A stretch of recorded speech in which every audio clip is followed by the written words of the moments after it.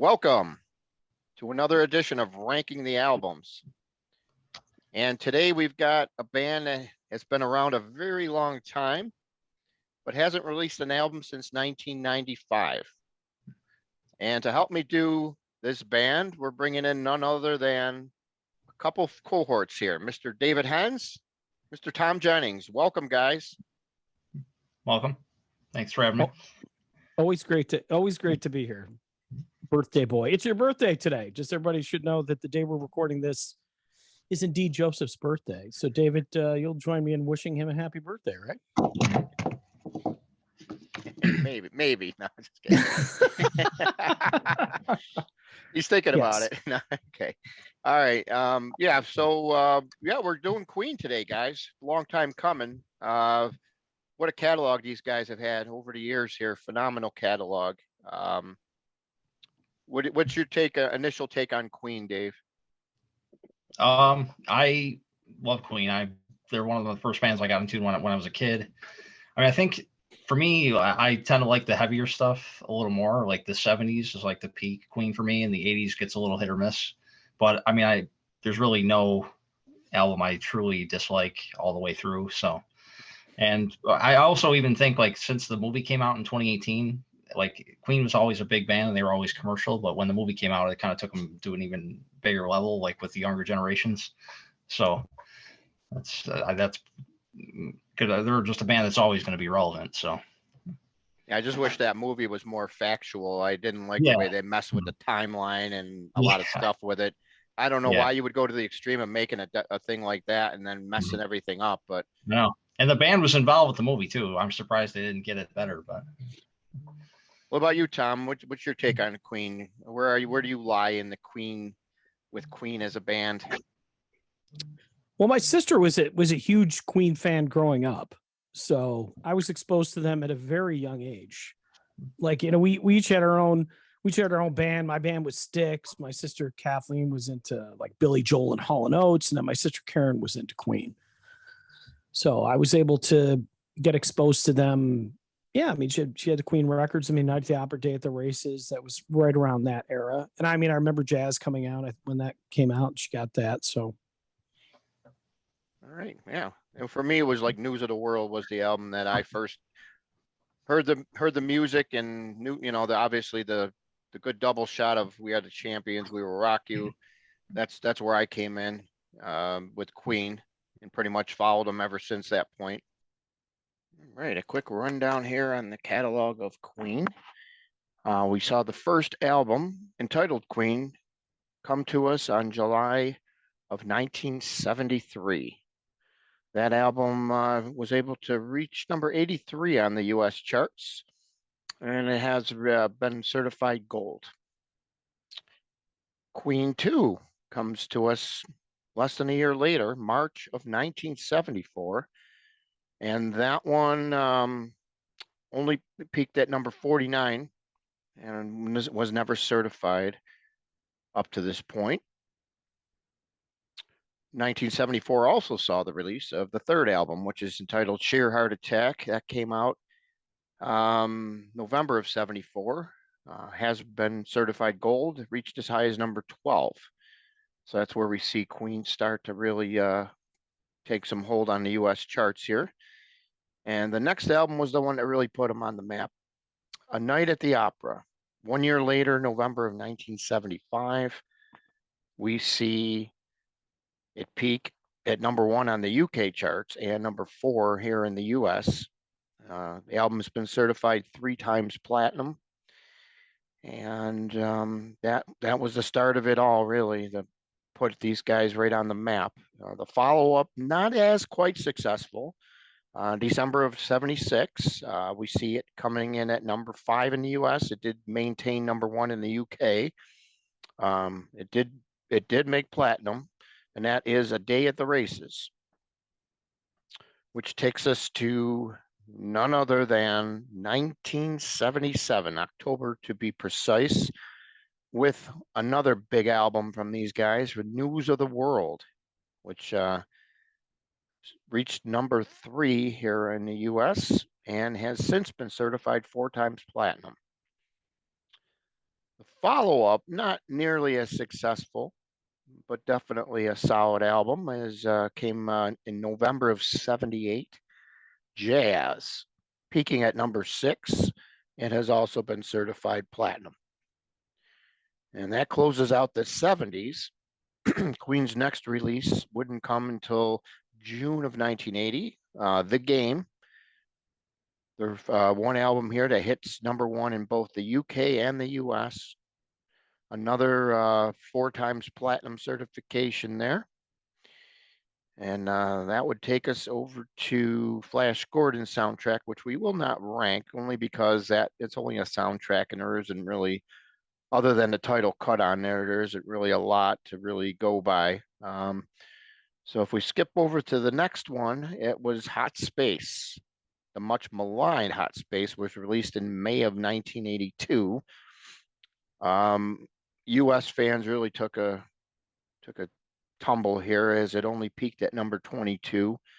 Was certified gold, which is, surprising at this point, considering how the career went after this album came out. And that gave them a couple years off, where they would not resurface until February of '84, when The Works came out. The Works only peaked at number 23, so we actually peaked less than this Hot Space, but it also, once again, certified gold in the US. And then that took us all the way till June of '86, which is the A Kind of Magic, which is the album that followed their fantastic performance at Live Aid. Kind of Magic peaked at number 46, and it did get certified gold. But this is pretty much where it starts to decline a little bit for this band. The Miracle, we finally see the light of day 3 years later in 1989. And this album peaked at number 24 and did not get certified in the US. And then, of course, the last studio album before Freddie Mercury passed away was Innuendo, which came out in February of 1991, peaking at number 30. It did return the band to a gold status in the US. And then the last album the band would release would be Made in Heaven, which came out 4 years later after Freddie's death. Made in Heaven, peaking at number 58. And that album did go gold, so that's kind of actually surprising, considering where music was in 1995. So there you have it, the complete catalog there of Queen. So let's get into it. Let's go ahead and start getting these albums ranked here. This should be an interesting one. We're going to start off with, there's 14 albums altogether. We're going to start off with Dave. You go ahead and throw out your least favorite Queen album, number 14. All right. Yeah, 14, it's got to be Hot Space for me. I mean, I think it's almost become cliche to say it at this point, because it's noted for being like their worst record. But I went back and listened to it again this morning all the way through, and it's not, I don't know if it's as bad as some people say it is, but it's, in the totality of their catalog, for me, it's just sits at the bottom. I mean, like Back Chat and Put Out the Fire were the 2 songs that I kind of liked outside of Under Pressure. I feel like if Under Pressure wasn't there at the end of the album to save it, it would just be a complete waste of time. But so that's number 14 for me. All right, and what do you got there, Mr. Jennings? I got the same one. I got Hot Space. It's horrible. It's a horrible album. Wow. Tell us how you really feel. It gets very low marks, and deservedly so. I mean, in many ways, this is the record that destroyed their American audience. I mean, they never truly recovered from it in the US. I'm pretty sure, this is all going on memory. So there's always somebody in the comments that remembers better than I do. But as I remember it, there was a tour scheduled for Hot Space. I don't even know if they even went on that tour, but it was just, I don't know. It was such a left turn.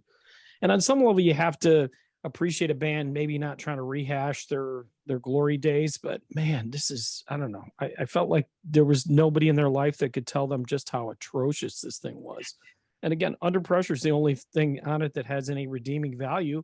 And it's such an outlier. It doesn't even seem like it doesn't even feel like it belongs on the album. And they stuck it at the end, you know. Yeah. It's just ridiculous. So yeah.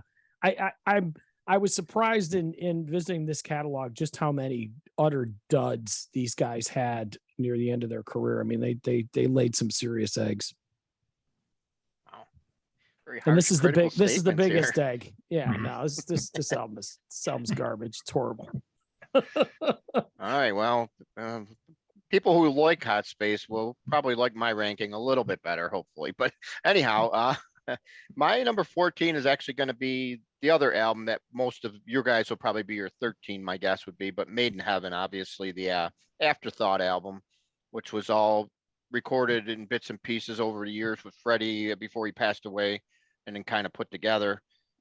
It's got a couple good songs on there, don't get me wrong. Made in Heaven, it's just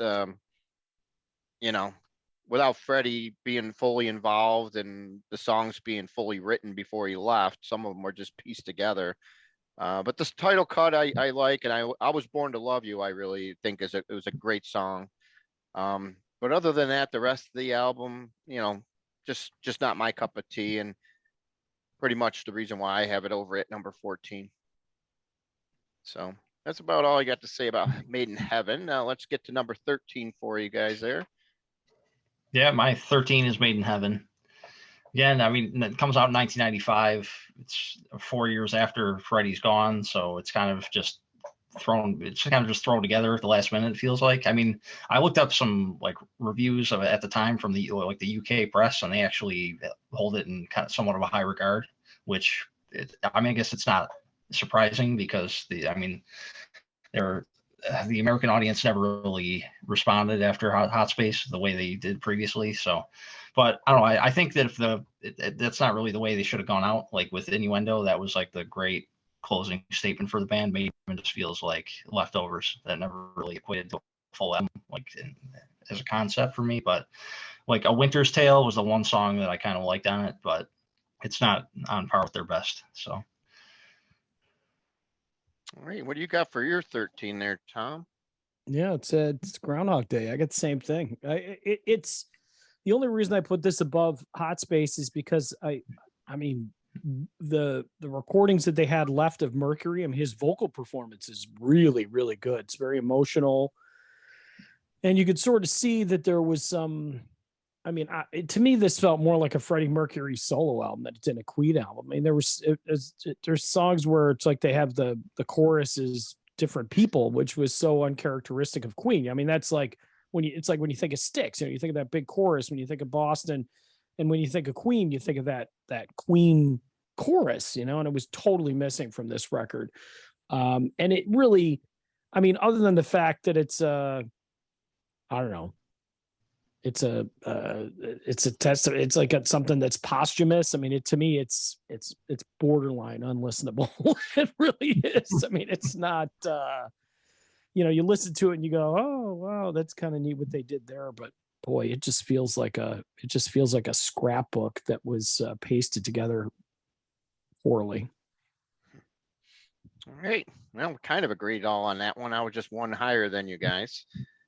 All right, so for my number 13, I actually got Queen 2, which came out second album there. A lot of the songs for me on this album are just, just middling songs. I mean, there's nothing really stands out as bad on it, but there's not a lot that stands out for me as being good. Of course, they got the more complete version of Seven Seas of Rye, which is one of the highlights. And the March of the Black Queen, I feel, is another really good track on this album. But the rest of it to me is all the same. It's all like a middling type of thing. I really I could see the progression in the band on the earlier albums, which brings them up to the point of like around the Night at the Opera and stuff like that. It was needed, you had to get that stuff out of your system. But for me, Queen 2 is the weakest of the rest of the catalog. That's why it fell for me where it fell there. And that should take us to number 12. 12, I have The Miracle. Again, it's Queen in the 80s is kind of a mixed bag for me, but the song was like I Want It All is pretty good off there, and The Invisible Man. But again, I mean, it's not an album I go back and revisit that often. So I think it's okay, but there's really nothing on there that, like, if I was gonna rank like my favorite Queen songs, I don't think I would put anything off that album. So in other words, you didn't rush right out and get the deluxe box set for that one when it came out. I no, take it. no. I can't believe they even made one, to tell you the truth. But hey, somebody probably would buy it. All right. Yeah, I agree with your assessment pretty much there. Right on. What about you, Tom? What do you got? 13 for number 12. The Miracle. Oh, what do you guys? You guys got carbon What do we do? copies here? Yeah, what do they get? Yeah, I don't know. It's weird. I mean, Dave and I are usually pretty close, but this is it'll be interesting to see where we start to diverge. But yeah, same. I mean, I love the song "I Want It All." I think that's a great song. But yeah, the rest of it's just filler. I mean, these guys, wow, they sort of went out with a fizzle. Their latter years are just so hit and miss, and maybe I'm just going to go on a limb there, especially if there's people that are listening that are in the UK. There may be some kind of cultural disconnect, because I mean they really thrived in other parts of the world, but this music just didn't appeal to America. And I mean, I don't know, maybe that's just what it is. Maybe it's just not really something that's suited to our listening tastes in this country. But yeah, I just have such a hard time with some of these later albums. They just seem, I don't know, they lack energy. They just seem to overproduced. I mean, it's like they're trying too hard to come up with great songs, and they get a couple here or there, but they just couldn't sustain it through a whole album like they did at the peak of their career. All right. Well, my number 12 is something different. We're going to go with the first album, the first Queen. I had like Queen 2 neck and neck, so I wasn't exactly sure how it was going to fall, but Queen was a little bit better in my opinion, and that's why this one falls at number 12. Liar is one of the standouts for me. Obviously, Keep Yourself Alive was probably the most well-known song on the album. It's the lead-off track on the album, and yeah, it was another very similar to the Queen 2 for me as far as how I liked it. You know, once again, to me, not a bad album, but just nothing, you know, that I really enjoyed, you know, like some of the wait till we get to the meat of the order here. So Queen for me is just, you know, just a little bit better than Queen 2, but not much. Leave it at that. And that's my number 12. So that's going to take us into our number 11. What do you got there? 11, I have A Kind of Magic. I like One Vision a lot, and Who Wants to Live Forever is a pretty cool song. But I mean, I don't know, the production is just very 80s, and I mean it's better than The Miracle, but not by much. So that's why I have it at 11. So okay, let's see if Tom matches you again. Nope, no, we split up here. I have I mean, we're probably going to flip these two. I'm just guessing, but I could be wrong. I have Innuendo, which usually gets a lot higher ranking. I think there's a couple of really good songs on here, and Freddie's vocal performance is really good. I think this is probably Freddie's last great album in terms of singing. You know, Show Must Go On's on here. It is on here. These Are the Days of Our Lives. I mean, I don't know. But again, I think this is another one. When it came out in 1991, it looks like. Just didn't, I don't know. It just seemed like there was just too much filler. I was not a huge fan of this record. All right. And that was, 91 on that one. All right. So mine, I'm actually bringing up The Miracle, number 11 for me. And pretty much the same reasons that you guys had mentioned. I just like it maybe a little bit more than you guys. Probably just because there's a couple more songs on there that you guys haven't mentioned that I actually like. Obviously, I Want It All is like the real one that stands out the most, but I really like Scandal. I feel that that's one of the better songs on the album. And Rain Must Fall, it's a little different flavor, but I thought Brian May's guitar playing on that one was pretty solid.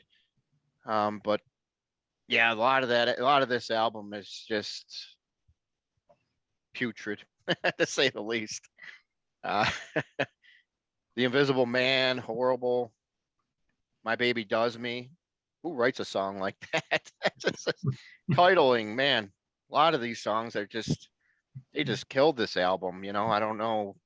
It was nice to see an album pop out from them because at this point, A Kind of Magic came out in '86, and this was followed it up 3 years later. So when it came out, I'm thinking, oh, great, a Queen album. But after listening to it, it makes you wonder, man, did we we had to wait all that time for this? Couldn't they have done better? So, that's the miracle. The way we talked about this poor album, it's amazing it hasn't been dead last for all of us. It's kind of shocking because we all mentioned how bad it was. But that's where it falls for me at number 11. So we're gonna get into the top 10 now. We're starting to get into the meat of the order a little bit. What do you got there for you, Dave? 10, I have Innuendo.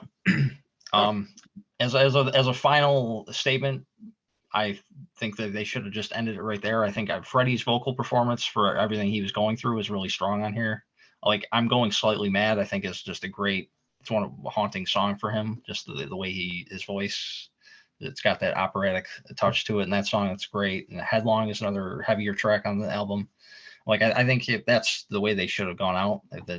But that's what with Made in Heaven, they kind of diluted it a little bit. But I think for a last album, I mean, given how inconsistent they were at the end, I think that's one of the stronger final albums. So, Yep.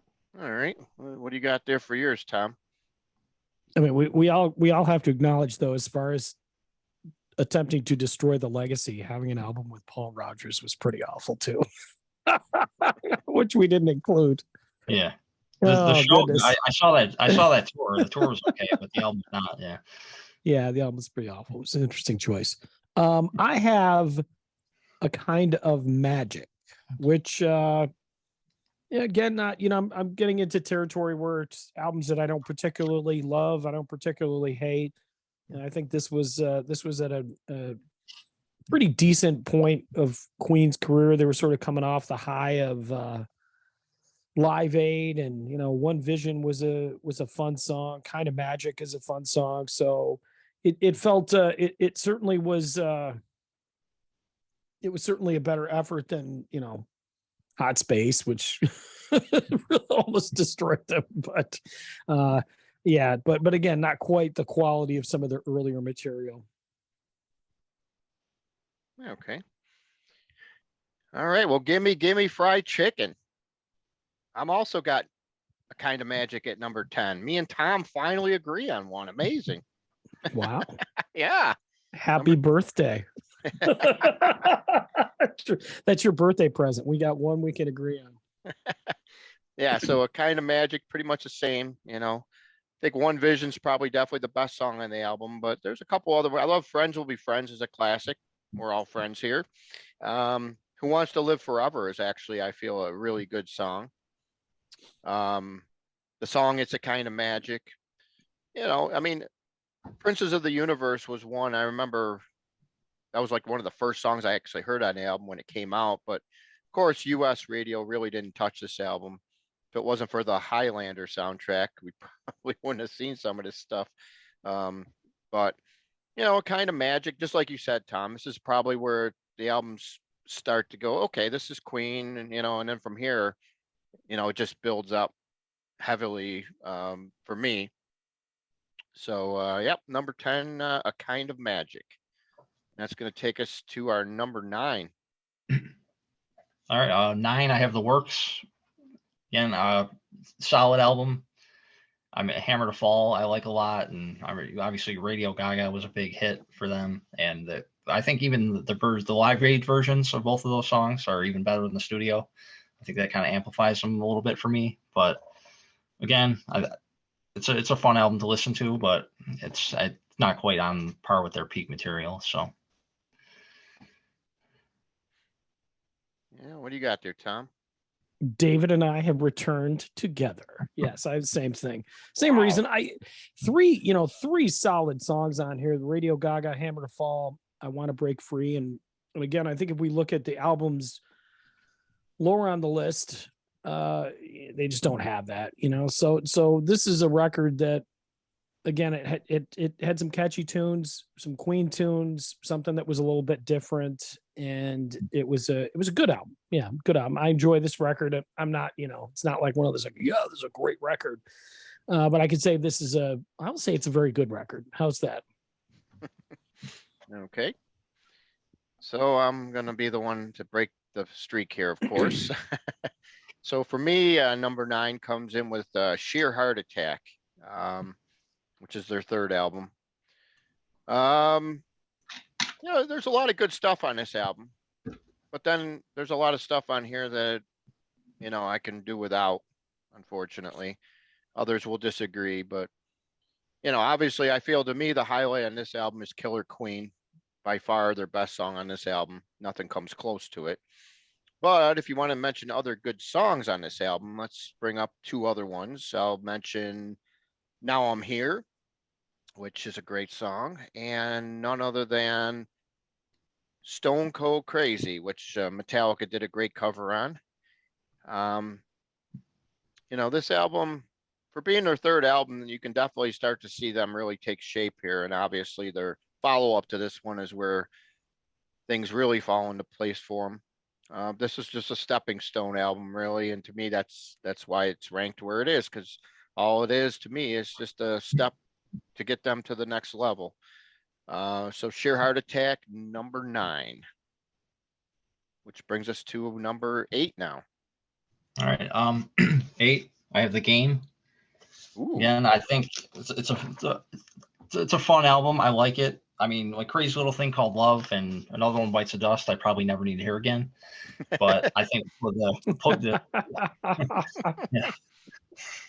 Play the Game and Dragon Attack were the 2 songs that really stand out with me. I think they start the record off with a nice rocking touch. And I think a lot of the stuff on here kind of plants the seeds for what we would get on Hot Space later, just taken to an even further degree. But it's a solid album. But it's kind of Queen transitioning into the 80s, and we all know what happened. So,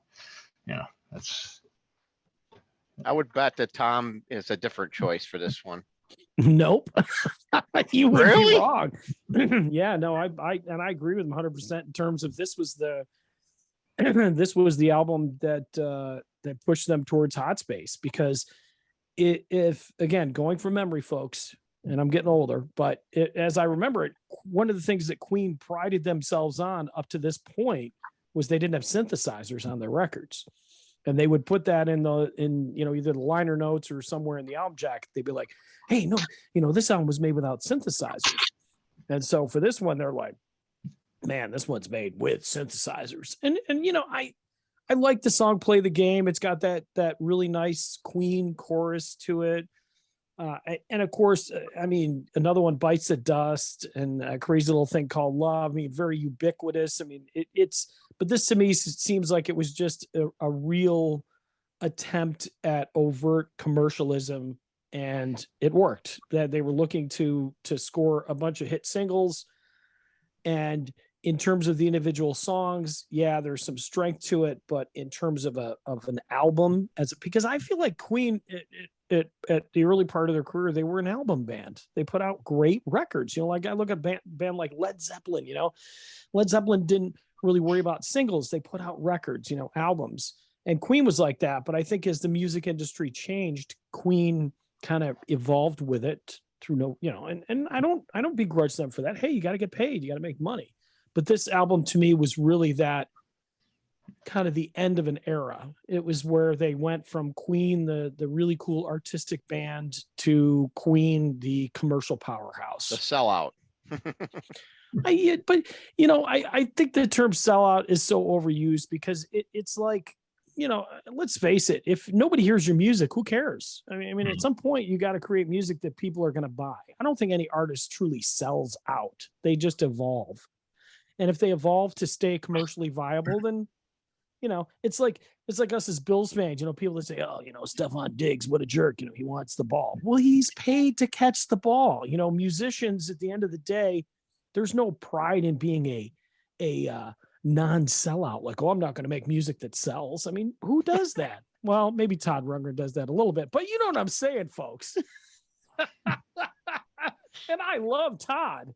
But, Well, we know that. but you know, but again, Todd's model is that. Todd's model is, hey, I don't want to be overtly commercial. Queen was a band that you know, they wanted to sell records. They were huge. They were gigantic. They were larger than life.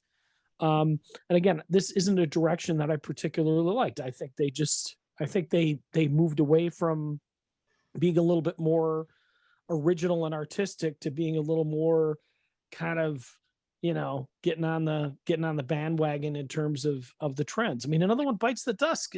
It's like a disco song, you know. It's really like another one rides the bus. There you go. Yeah. That's what they did. This is the album that launched Weird Al Yankovic's career, because that was actually his first single. I don't know if you knew that. Yep. Yeah. That's why I said it. but Weird Al didn't use any synthesizers on his version. No. Wow. Are you sure about that? We might have to bring him in and ask him someday. I'm pretty sure it was like he did like I think he did like armpit farts and accordion or something. Yeah. It was just something along those lines.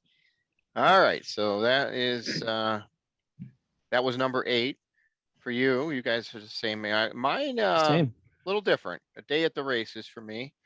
Ooh. Yeah, you know, I'm not a fan of this album. You know, it was the follow-up to Night at the Opera. You know, that's why they went with A Day at the Races. But to me, it just not a lot. You know, it's nothing like A Night at the Opera. You know, to me, obviously does have the masterpiece Somebody to Love, which you know, I can hear that song and not get sick of it, thankfully, because that's like the only one you ever hear from them off this album anywhere, really. But Tie Your Mother Down was a great song. You Take My Breath Away. Those are two of the other bigger ones that I enjoyed on this one. But other than that, you know, it's compared to every album going forward for me. This one's just not nowhere near in that category.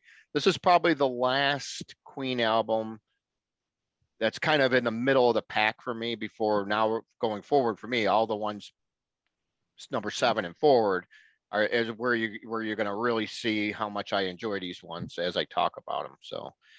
Day of the Races is the last of the Mohicans as far as middling albums for this band for me. All right, so let's get into our top 7. This should be interesting. Yeah, 7. I had News of the World. Wow. Yeah. I mean, I like it, and there's some heavier stuff on here. I like it. It's late. I like a lot. Fight from the Inside is another track that I really get into, and I mean. I like I mean, obviously I like Brian May as a guitar player, and when he's allowed to be heavy, those are the Queen albums I like the most. And I mean, obviously I don't think Freddie's ever given a bad vocal performance. So his vocals are always killer regardless of whether it's a ballad or whether it's heavy. But yeah, I mean, News of the World, it's a good album, but I mean, like We Will Rock You and We Are the Champions, it's great, but that's, you know, I think that for me, It's Late has always been one of my favorite tracks, and that's like the deep cut from the album. So I think that, yeah, but it's as I said earlier, the heaviest Queen is like my favorite, the stuff that I gravitate to. So, and there's not enough of it on this album for me. So, but it's in the middle. All right, I almost bet you $100 that Thom Jennings has something else as his number 7. You got some cash, man? You got Venmo? There's no way you got number 7 as Hot News of the World. No way. Yeah, you're practicing ages, and you're like, no, at his age, there's no way. You're correct. It's not. It's definitely a bit higher. So we'll diverge a little bit. I have Queen 2, which is significantly higher than you had it. But I like this. Again, a lot of times we discuss records in terms of individual cuts, and the one I noted on here was the Seven Seas of Rye, and rye bread, by the way, is my favorite bread for a sandwich. So Rye bagels. There you go. rye bagels. Anyhow, boy, that joke was awful. The seven seeds of rye. I love that song. But in all seriousness, it's kind of a proggy record. I mean, it definitely is artistic. And whereas the first one, which I'll be discussing fairly soon, was a little more straight ahead rock. I think this was one where they kind of got into almost like this. It's almost like a precursor to like gothic metal in a way. I mean, I don't know. Mhm. So, I think of bands like Rainbow or something like that, and maybe Queensryche later. But so as a record, it's a fun listen. It's definitely, I mean, production wise, the early records really didn't sound that great, but the music was could make up for kind of the lack of the polish. And I think the lack of polish on some level is what makes these more appealing than, let's say, I mean, not to keep trashing on Hot Space, but I enjoy doing that because I really hate that record.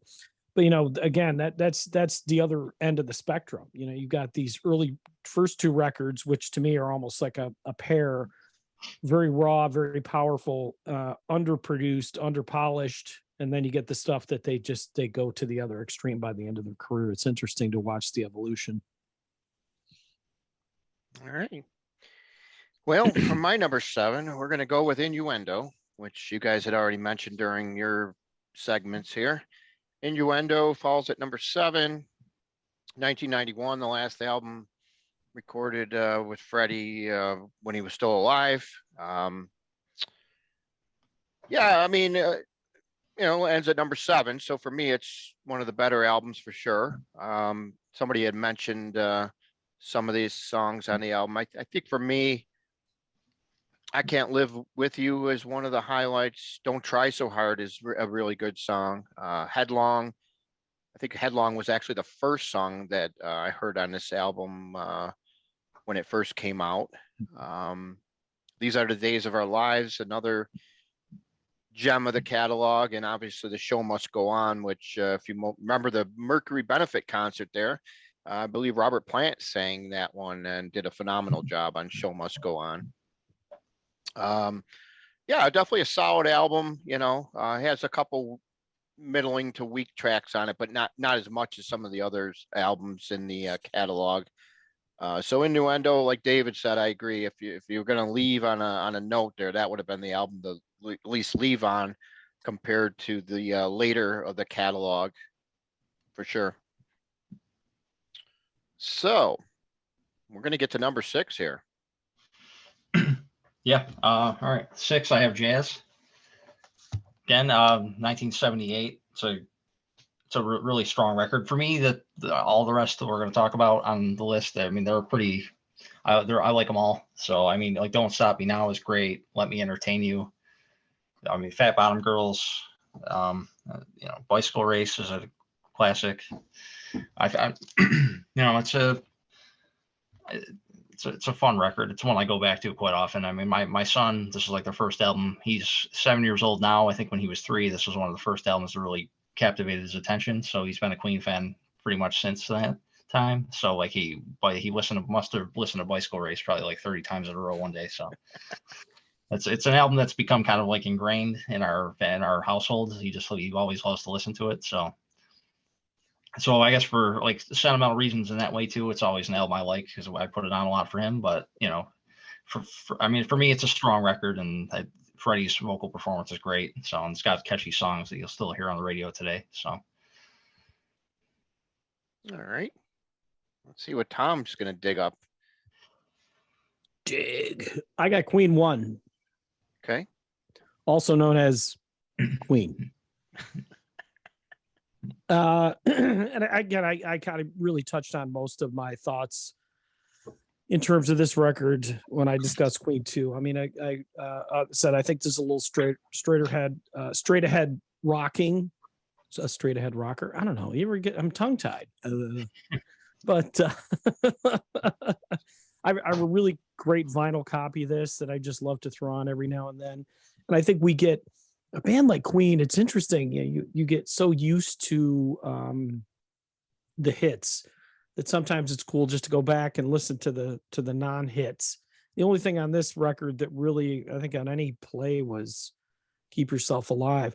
And in fact, I think this record may hold the distinction of being the only one without anything on any of the Queen's greatest hits albums. And there was at least 3, maybe 4 of them, if I'm correct. Do you know if that's true, David? Yeah, I think so. I think there were 3, right? Yeah, I mean, I actually have the box set here, which is just all of the all of the records. But yeah, no, there's nothing. This is the first one is the only record that there's nothing on any of the greatest hits records. But Which is weird. Keep Yourself Alive was on Live Killers, though. Mm-hmm. Right. Yeah. The but that's only a song, live. That's a live version. Yeah. Right. The only song from that album, though. But that was kind of your point, that nothing else from that album really ever saw anything or got any airplay, other than. But yeah, you're right. No. Yeah. I mean, it's some of these bands. It's back in an era when record companies gave bands a chance to evolve. Everybody's not Boston. They don't just come out with or Van Halen. These groups that come out with their first album, which is just outstanding. You look at other bands like Journey or Styx or Rush. They all took a few records to kind of get their stride. But all of those aforementioned bands, I mean, their first records, REO Speedwagon's another one. Their first records are always very interesting and it sets the stage and lays the groundwork for who they're going to become. So I like this as kind of an artifact. I enjoy it when I listen to it. Again, in terms of material that has stood the test of time, maybe not as much as some of the other stuff. It certainly didn't capture the world's attention, but again, I judge this as a full album, not necessarily a collection of singles, which it's not a good collection of singles, but it is a good record. All right. Well, here we go, guys. You're probably going to be amazed, but number 6 for me is the aforementioned, much maligned, totally ripped apart by U2, Hot Space. Oh, my Lord. Yeah. Number 6. Who would have thought that? I sure as heck didn't. When we started doing this ranking, I'm thinking, okay, Hot Space, probably about 11, 12, somewhere around there. But hear me out on Hot Space. All right. Yeah, the first side is horrendous. Okay. Horrendous on the first side. I really can't stand much of that music on there. I think Dave mentioned maybe one song other than Put Out the Fire. And what was that, Back Chat, did you say? Back Chat, yeah. That's the one I kind of like, but yeah, it's most of it's disposable. So Yeah, exactly. Yeah. Good term. All right. But once you get to Put Out the Fire, this is kind of where, for me, the album really turns into a solid album. Because not only do you close with Under Pressure, which, like you guys had mentioned, just got slapped on there, but Put Out the Fire, to me, is probably one of the best Queen songs. I tell you, Brian May's solo on there and the guitar work is unbelievable. Considering the first 5 songs on the album, it's amazing a song like Put Out the Fire is even coming in on this album. It's totally out of place. Mm-hmm. But this is where the album starts taking a turn. Now, obviously, there's the tribute to John Lennon, which nobody mentioned, surprisingly, but Life is Real. What a phenomenal song. Nobody talked about that. Just a great song by Freddie writing about Lennon there. Calling All Girls is so, but The Words of Love, that's another song I thought that is a highlight of the album.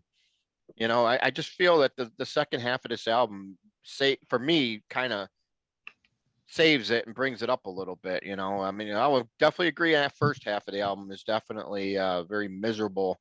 But once I get Put Out the Fire going, that's where it starts kicking in for me. But so, Hot Space, definitely not as bad as I originally thought it to be. And that's why it's falling in at number 6. I think I speak for David when I would like to put out a disclaimer to all of our listeners in that we don't agree with anything that Joseph just said regarding Hot Space. Well, I figured that. And you rank it over Day at the Races? Wow. I'm not a fan of Day. I was never a fan of Day at the Races. My Lord. That's a shocker. Well, let's see how we do on the final five here. And here's the thing: you're sitting there. You said the whole first side is garbage. I mean, you've got a half a record, man. Like, how do you rank a record that is half garbage? You know, I mean, it's Well, it's like when you're at a restaurant and you go, well, half the meal was pretty horrible, but goddamn, that dessert was amazing. So I'm gonna rank you. Come on. well, there's no, but there you go, Tom. There's your perfect thing. The appetizers goodness. and the main course wasn't that good, but as the album progressed, it just got better for me. That's all, you know. Well, So, it couldn't get much worse after side one. So I think unfortunately what you're doing is you're comparing the garbage on side one to the garbage on side two, and it's less garbagey. nah, not for me. I actually enjoy those songs on side two. All right, let's move on. This is always my favorite part of our ranking shows. Always. Well, let's see how we do with the top five here. What do you? I said I was going to be nice for your birthday, and I apologize because I didn't hold up to my promise. I can take it. I got no worries. I Believe know me. you know I love you, brother. All right, let's see what Dave has for number five. Yeah, 5. I had a day at the races. Again, it's kind of almost like an unofficial sequel to A Night at the Opera, but the songs aren't quite as good. I mean, I like "Tie Your Mother Down." It's probably my favorite song off the album. I mean, when I saw Queen and Paul Rodgers, they did a pretty solid version of that. I think the great thing about that tour is they didn't really want Paul to imitate Freddie at all, because obviously he can't, because he's got a completely different style. So he just kind of interpreted the Queen catalog in his own way with that bluesy, inflection that he has, and it was pretty cool. So yeah, I mean, it's a fun record. Obviously, you mentioned "Somebody to Love" earlier, which is probably a top 5 Queen song for me. So it's a solid record, but I mean, it's just missed the cream or the crop for me with the top 4. So All right, Thomas. I have sheer heart attack, which is what I had after I heard your last ranking. You okay now? I'm getting there. I'm recovering. I don't know. Killer Queen, just such a great song. Brighton Rock. It's again pretty raw. I think whereas Queen, this is 3, right? This is their 3rd record. Mm-hmm. Mm-hmm. Whereas like Queen 2 was sort of that progressive rock record. Sheer Heart Attack to me it becomes a very rock record. And this is the one right before Night at the Opera. So it's in some ways it's just an interesting piece when you look at it in that vein, where you go, could you really see what was going to happen after this? And I think Killer Queen kind of, was the beginning of that sound that really made Queen. It was just it's just a great song, just and the way it was produced and how they recorded it. And I'd say this is probably, in terms of production quality, this is a record where they really started to do well in the studio. I mean, I think, we haven't given the ranking yet, but I think we're all in agreement that in terms of production, Night at the Opera was flawless.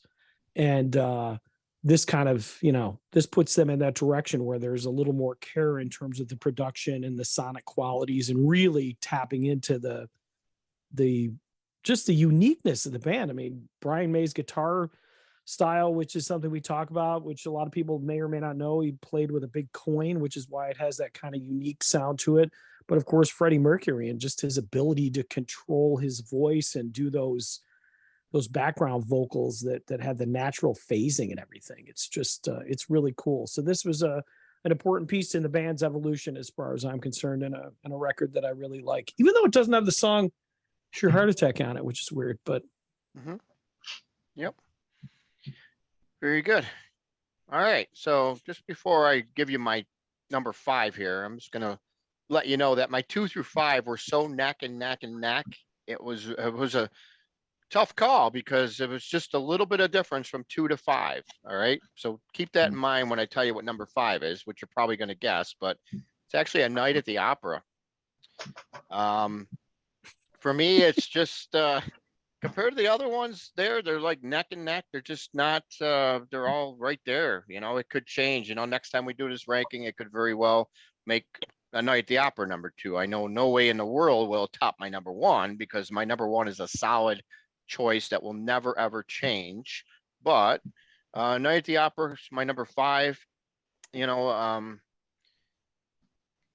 couple really what I call 5-star songs would be You're My Best Friend, obviously 39, and you know, the big song, which I'm not even gonna say the name. But also Love of My Life is another one. That's the one that's another song where really big over in the UK. Didn't get quite as big here, but it definitely was one of the highlights of the album. You know, a solid album from beginning to end, like you guys will probably mention. You know, there's not really a bad track on here. Um, you know, what else can I say? It's just a great album, and like you guys had said, the production is probably one of the best. It's probably the most well-known produced album by Queen overall out of their whole catalog. And you know, this was what, 1975 when this came out. So you're, you know, we're really starting to see some really good produced albums here in the 70s. This was one of the very first real solid production recordings here. So that's what I got here for number 5, A Night at the Opera. What do you got for 4? 4, I have Sheer Heart Attack. Yeah, pretty much. I mean, Stone Cold Crazy is great. I mean, Brighton Rock is one of Brian May's signature solos.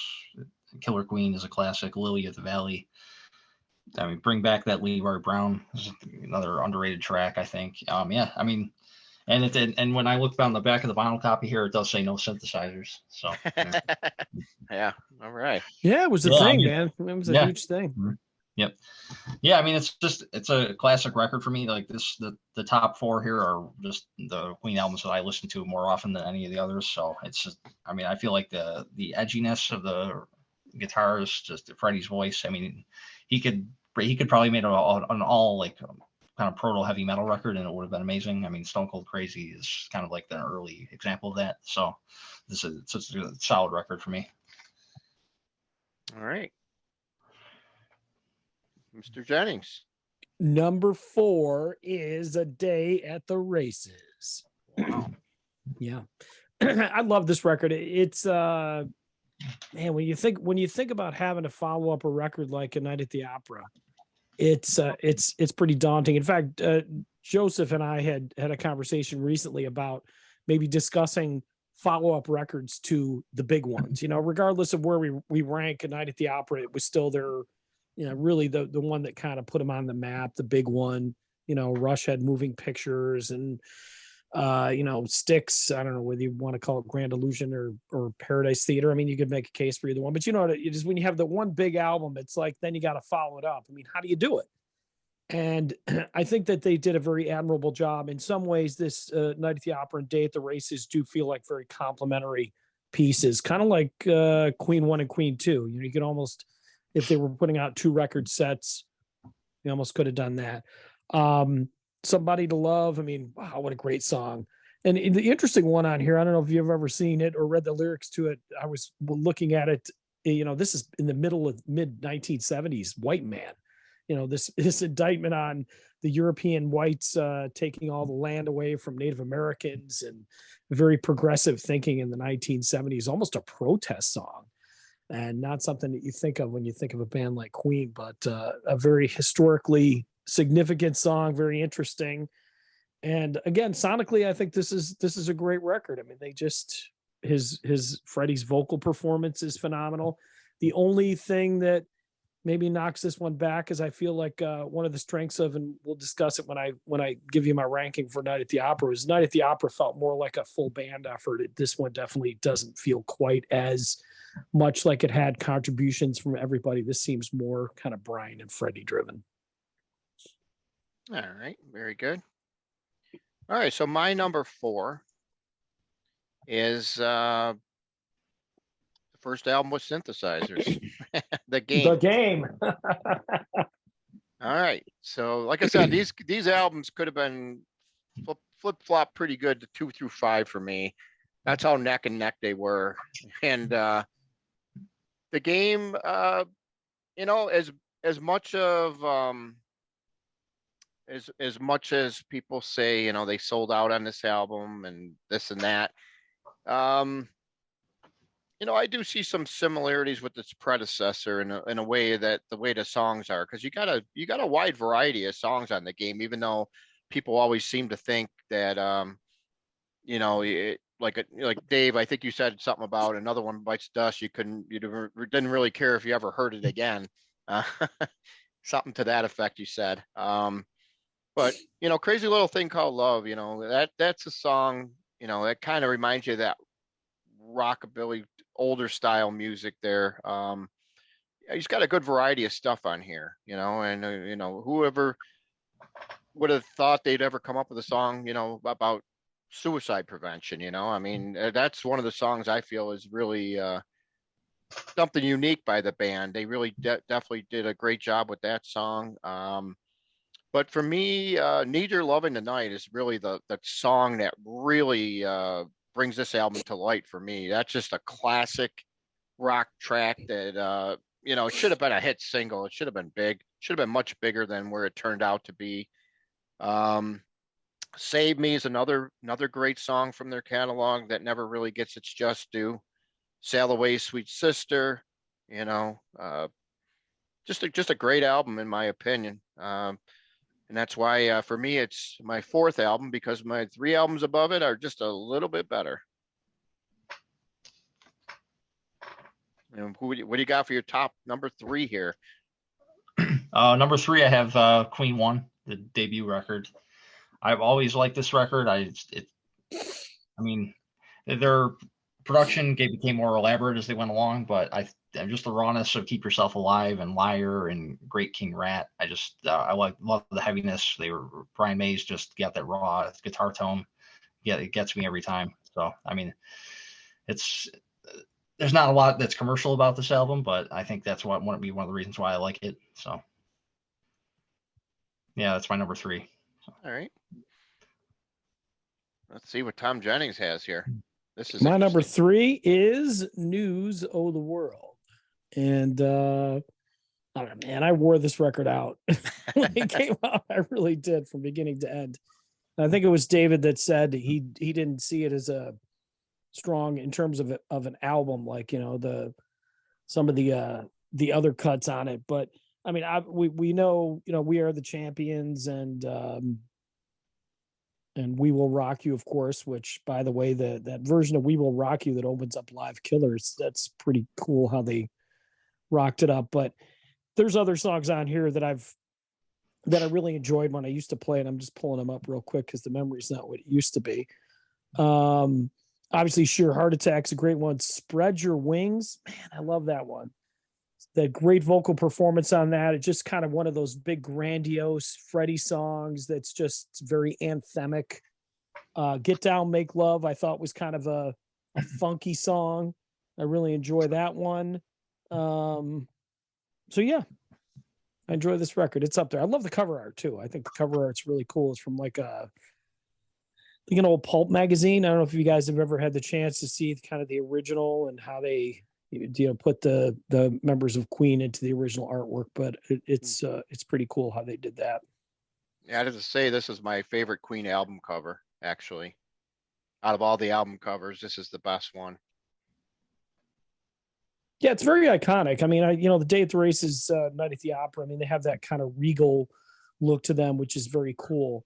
But yeah, I mean, in terms of just and the way the gatefold opened up to make it the larger image was pretty cool too. And then the inside art is actually, it kind of continues the stuff that's on the outside. It's one of the disadvantages of CDs. You really don't get to experience the album artwork on this to the same degree that you do on vinyl. Yeah. All right, so that's gonna give me my number three, which is Jazz. And I tell you, Jazz is one of these albums. I remember going to this place called Transcontinental Records. It used to be like a big warehouse. They used to have a sale back in the early 80s, probably 1983-ish. They have this place, big warehouse, all these cassettes and albums marked down for sale. And I always remember seeing the Jazz in the bargain bins over there. And You know, it's weird because I avoided the album for a very long time, and then I finally got a copy of it. And man, was I pleasantly surprised about how great this album was. You know, you start off with Mustafa, which is something you'll hear on Live Killers, where Freddie sings to the audience. But there's so many gems on here that I think a lot of people just don't really know. You know, unless you're a Queen fan and you have the album. Let's start off with Jealousy. You know, what a phenomenal song. You know, Def Leppard kind of pays homage to them with a couple. They got a song that's very similar to Jealousy in style, and it's known that Joe Elliott was a huge fan. The gem of the whole gem on the real album to me is in only 7 days, which if you listen to the lyrics, it's very interesting. But that song to me, what a great song! It's like comes out of left field, and there it is, right in the middle of the album. Don't Stop Me Now, which obviously you guys mentioned, phenomenal. Probably one of the best Queen songs. I would have to probably rank it in the top 3. If You Can't Beat Them, you know, another great song I really enjoy. You know, and I think somebody mentioned Let Me Entertain You. That was another big song from the Live Killers album. So I mean, just a great album overall. You know, there's a few duds on here that I could do without, like Fun It and more of that jazz. But other than that, the rest of the album very, very solid, and that's why it's number 3 for me over here. Was Live Killers was the tour for jazz, wasn't it? Was it tour supporting jazz? Okay, Yeah. that's what I was wondering. That's what I thought. Yeah, that's why you see a lot of the song. Well, not a lot, but some of the songs are on it. I think you know, they got Don't Stop Me Out Now on there. Yeah. You know, I don't remember what else, but Let Me Entertain You was definitely on the live album. And I think Dreamer's Ball might have actually been, if I'm not mistaken. I've heard of a live version of it somewhere though, so if it wasn't. But yeah, you know, good stuff. And that's gonna take us down to our final 2. What do you got there, Dave? All right, yeah, number 2, I have A Night at the Opera, and I think I remember reading it.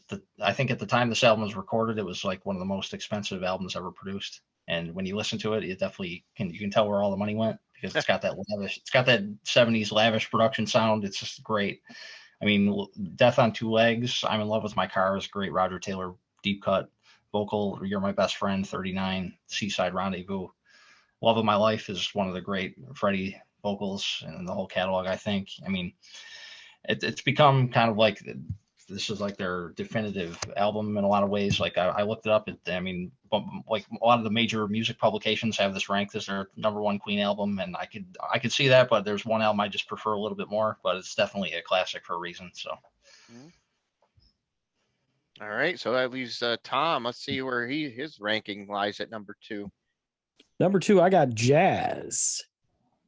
I think Nice. you said everything. I think you said everything I would say. I loved this record when it came out. I remember, I mean, the big controversy at the time was for Bicycle Race. They had a poster in there of a bunch of nude women riding bicycles, and being a 12 or 13-year-old boy, having the opportunity to look at a bunch of nude women on a bicycle was interesting. But anyhow, it was very controversial. And in fact, when my friend Wayne passed away and I inherited a bunch of his records, I had a copy of Jazz, and it didn't have the poster in it. It's kind of like Cheech and Chong's the rolling paper for Big Bamboo, and so other things. There's certain, I think they're Master of Reality. There's a poster that people seek, which I have, by the way.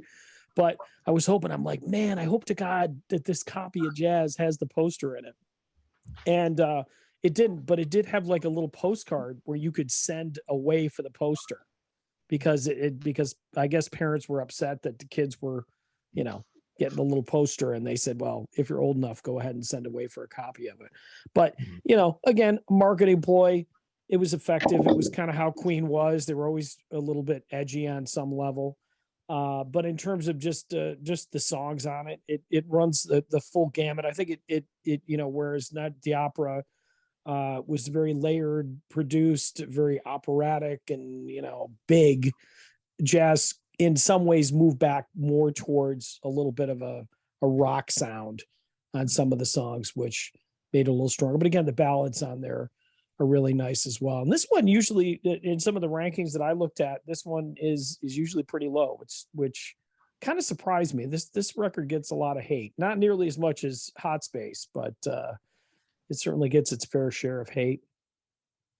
Yeah, I agree. I was kind of surprised that it was pretty high. I mean, I know I love the album and it's high on my Yeah, list, but I was kind of surprised that a lot of other people had it a lot lower than I would have thought. You know, I just always thought of jazz as an acquired taste, but at least me and you are close on it for once. And, yeah, you yeah. know, so Happy birthday again.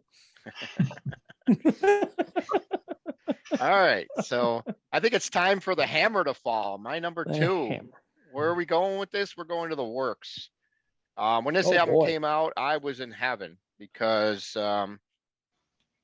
what a phenomenal comeback from what Tom would call the pure garbage of Hot Space. You know, this album brought Queen back to the rock world here.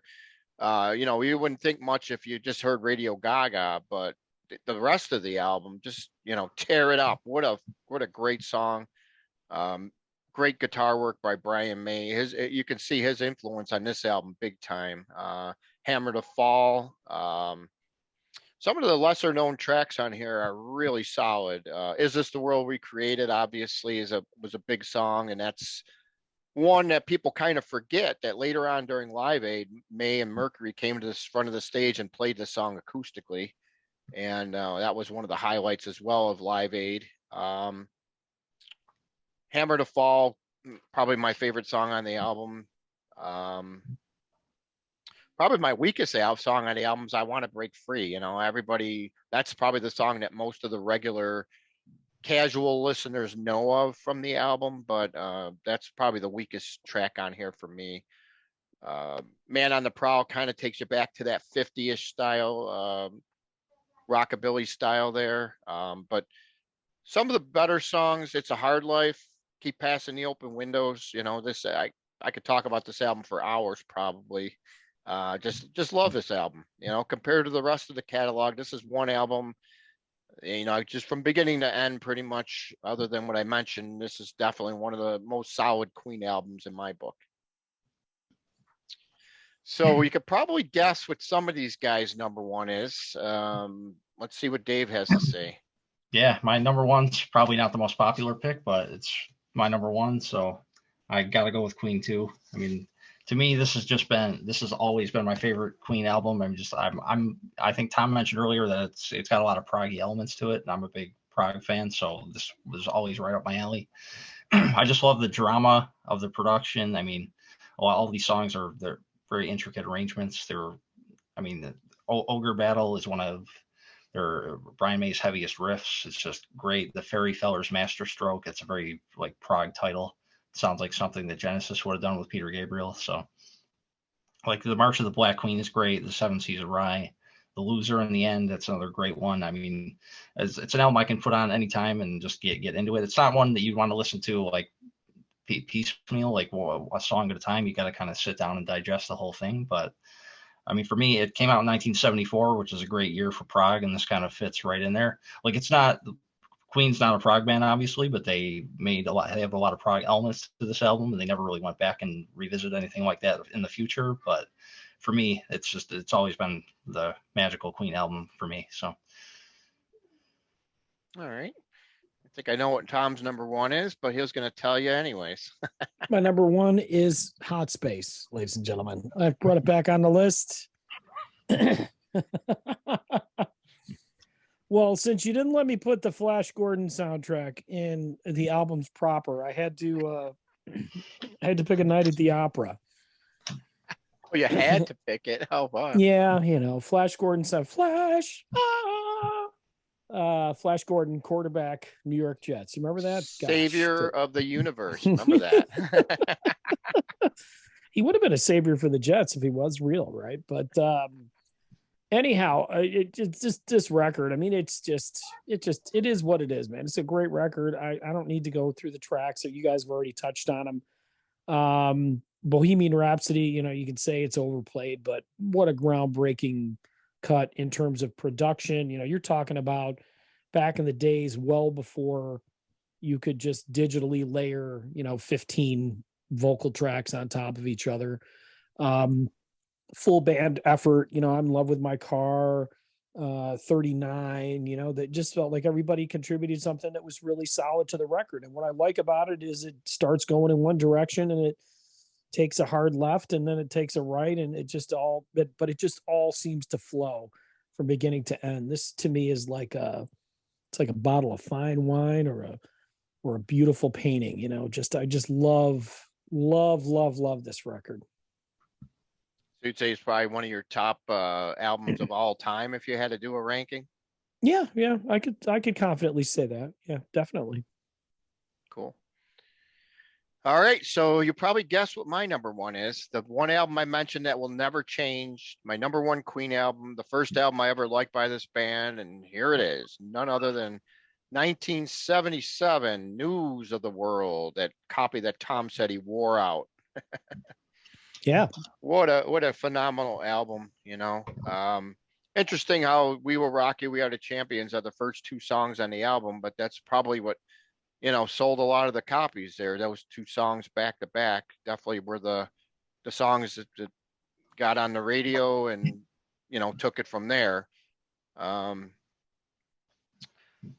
I really love how you start off with those two songs and then you rip into something like Sheer Heart Attack, which to me has got to be the heaviest Queen song. There's no doubt. Fastest, loudest, heaviest. What a great song Sheer Heart Attack is. It's odd how they waited 3 albums later to put the title cut from the initial album all the way on News of the World. But it definitely, in News of the World, another album similar to what Tom said. It starts off in one direction, goes in another, and shifts back and forth. You go to the heavy riffs of Sheer Heart Attack, and then you go into the melodrama of All Dead, the Brian May song. Spread Your Wings, what a great song. Fight from the Inside, and then I'd say one of the deeper, better cuts on the album is Who Needs You, and I believe one of you guys mentioned It's Late as one of the great go-to songs for you. That's another great song. This album, I can listen to it all day, beginning to end, and it's doesn't get any better than that for me as far as a Queen album goes. And there you have it. We just got done ranking the albums of Queen. Hope you enjoyed the episode. Any questions or comments, put them in the notes here on YouTube and or on the website. Also, I just want to give a shout out to Dave and Tom for another great job. And we will be back with another ranking very soon. Stay tuned.